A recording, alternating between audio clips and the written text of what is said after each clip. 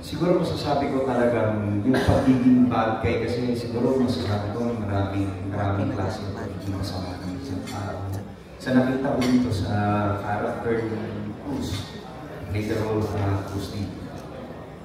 Sa tingin ko yung pagiging bad guy niya because of his greediness, greed siya masyado siyang maraming gustong kunin sa buhay niya.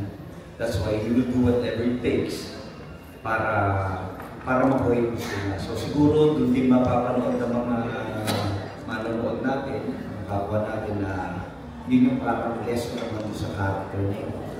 Because of our desires, pwede tayo makasama pag too much. So pwede kahit may mapahama ka ng tao, para lang makuha yung gusto mo, eh mangyayari pang naman. So yun gano'n siya kasama.